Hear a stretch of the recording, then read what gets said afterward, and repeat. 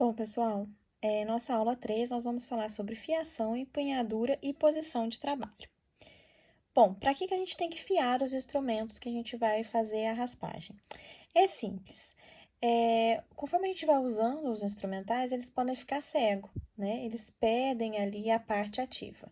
Ficou cego, ele vai ficar menos eficiente, ou seja, ele não vai tirar tão fácil o cálculo, vai diminuir a sensibilidade tátil do operador, ou seja, do dentista. A gente vai ter que colocar mais força, pode acabar desencadeando uma fadiga muscular na gente, porque cansa, e aumenta o tempo de trabalho e desconforto para o paciente, que a gente pode inclusive machucá-lo. Então é importante fiar. Para a gente fiar, aqui a gente vai precisar de uma pedra do tipo Arkansas, das curetas e de óleo ou azeite. Para que o óleo ou azeite? Porque a gente vai hidratar a pedra durante a parte de fiação. Porque senão a gente fica alguns pedaços, alguns restos que pode comprometer o nosso momento de fiação. Para a gente fiar, a gente vai fazer um ângulo interno, né, que é voltado ali para a face da mão, de 80 a 90 graus, e um ângulo externo, que é voltado ali para onde está escrito a fiação do instrumental, de 100 a 110 graus. E aí a gente vai encostar a parte ativa da cureta. Qual que é a parte ativa da cureta? É exatamente essa da segunda imagem, abaixo, que tem esse bisel descendo. Então, é esse bisel descendente, onde está essa setinha horizontal, é a parte ativa. Então, a gente vai ver qual lado que corta, pode passar a mão, que você vai sentir com a luva e vai observar esse bisel. A parte ativa da cureta é onde a gente encontra as duas porções. Então, a cureta vai ser ativa nas laterais. No caso, em uma lateral, que é essa descendente. Como que a gente vai segurar? Existe algum tipo de empunhadura, né? A empunhadura normal, a empunhadura palmar e a modificada de caneta. Geralmente, a gente pega com a empunhadura normal quando a gente vai fazer sondagem, exame. Palmar, quando a gente quer uma maior certeza e firmeza dos movimentos.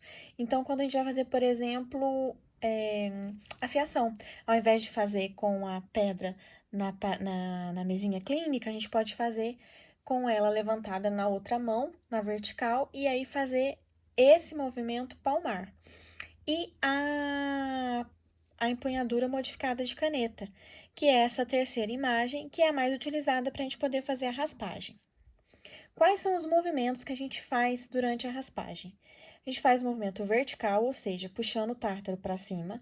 A gente faz oblíquo, puxando o tártaro para lado e para cima. E a gente faz também horizontal, puxando o tártaro de vestibular, de mesial para distal ou distal para mesial. As curetas de Grace. Esse era o slide que eu falei na aula 2, que seria interessante a gente ver.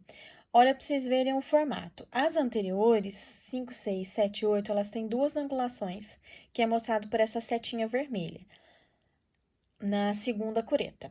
E as posteriores, de mesial e distal, 11, 12, 13 e 14, elas vão ter duas angulações, que é mostrado para essa setinha vermelha na última cureta da imagem. Isso faz com que ela se adeque perfeitamente à coroa do dente, no sentido mesial, ora no sentido distal.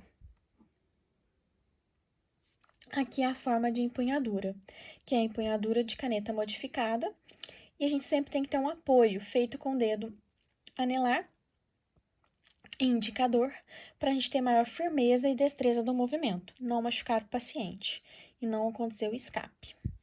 A posição de trabalho. A gente vai trabalhar sempre sentado no mocho, com a coluna ereta, com os pés apoiados em 90 graus ali o joelho.